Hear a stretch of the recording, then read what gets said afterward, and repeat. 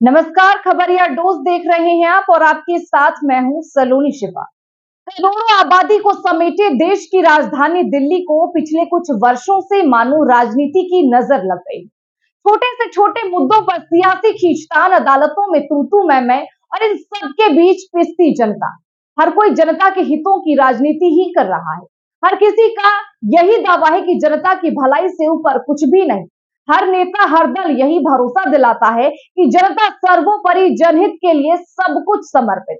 आम आदमी की रट ऐसी लगी है कि एक पार्टी ही आम आदमी के नाम पर आ गई और लगातार सत्ता में है। फिर भी पानी जैसी बुनियादी सुविधा मयस्सर नहीं है। जनता भौचक टुकुर टुकुर ताक रही है, कभी एक तरफ तो कभी दूसरी तरफ। उसे समझ ही नहीं आ रहा है कि आखिर सब नेता, सब पार्टी हमारी ही चिंता कर रहा है, तो फिर हमारी दशा इतनी चिंताजनक क्यों? आम आदमी आखिर करे भी तो क्या, सिवाय सोचने के। फिर यही सवाल बचता है कि पानी पर शोर, सियासी संग्राम और दिल्ली वासियों पर जल संकट की मार, आखिर कौन है इसका जिम्मेदार? वीडियो में आगे बढ़ेंगे उससे पहले आप इस वीडियो को देख लीजिए।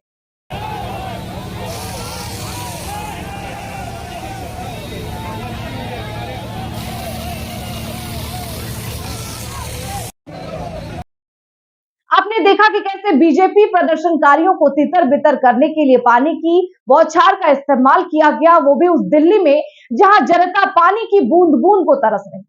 आपको बता दें कि अरविंद केजरीवाल जब दिल्ली की जनता की दुर्दशा की चर्चा के जरिए राजनीति की दुनिया में कदम रखने के लिए माहौल बना रहे थे, तभी उन्होंने पानी पर लंबी चौड़ी भाषण दी थी।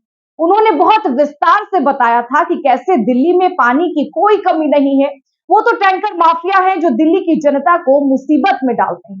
केजरीवाल बताया करते थे कि कैसे सांसद और विधायक ही टैंकर के जरिए पानी से कमाई करते हैं। तो केजरीवाल साहब, आप 10 साल से भी ज्यादा दिल्ली के मुख्यमंत्री हैं, तो आपने अब तक टैंकर माफिया के खिलाफ क्या कार्रवाई की है? अब यही केजरीवाल जेल से अपनी पत्नी के जरिए संदेश भिजवाते हैं, जिसमें दिल्ली में पानी की कमी के लिए पड़ोसी राज्य हरियाणा को कोसते हैं। सुनीता केजरीवाल ने उनका जो बयान पढ़ा है, आपको वीडियो में वो भी दिखाते हैं।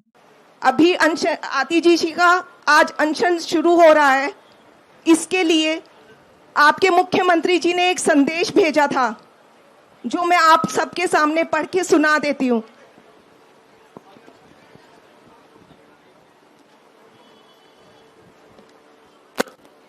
इस बार पूरे देश में भीषण गर्मी पड़ रही है। तापमान 50 पर चला गया है। कहा जा रहा है कि इतनी गर्मी शायद 100 साल में पहली बार पड़ी है। ये किसी के हाथ की बात नहीं है, भगवान की मर्जी है ये तो। पर ऐसे मौके पर एक इंसान को दूसरे इंसान की मदद करनी चाहिए। आपस में मिलकर समस्या को तो कम कर ही सकते हैं। वैसे हमारी संस्कृति भी रही है कि लोग गर्मियों में प्यासे लोगों के लिए फ्री पानी पिलवाते हैं। फ्री पानी पिलवाने से बहुत पुण्य मिलता है, आप सब मानते हैं ये सब बात। लेकिन दिल्ली को पड़ोसी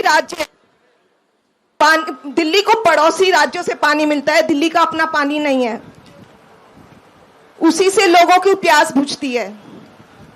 जाहिर है इतनी गर्मी में प्यास और ज्यादा लगती है, इसलिए और ज्यादा पानी की जरूरत है।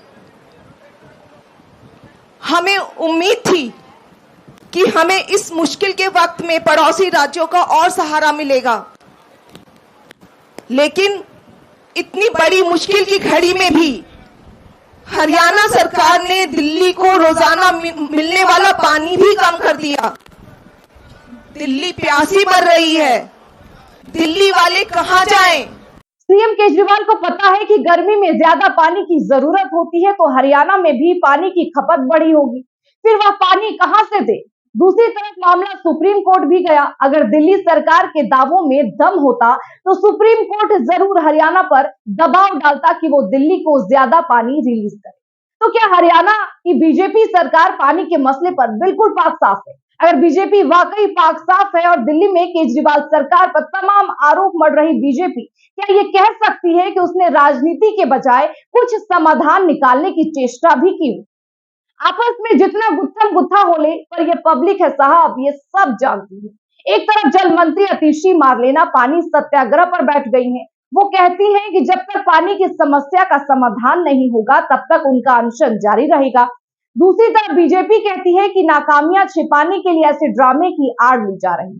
सोचिए, अभी टैंकर देखते ही दौड़ पड़ने वाले जनता का क्या हाल होगा जब वजीराबाद का वाटर ट्रीटमेंट प्लांट बंद हो जाएगा। कहा जा रहा है कि अगर हरियाणा से पर्याप्त मात्रा में पानी नहीं आया तो कुछ दिनों में ही यह प्लांट बंद हो सकता है।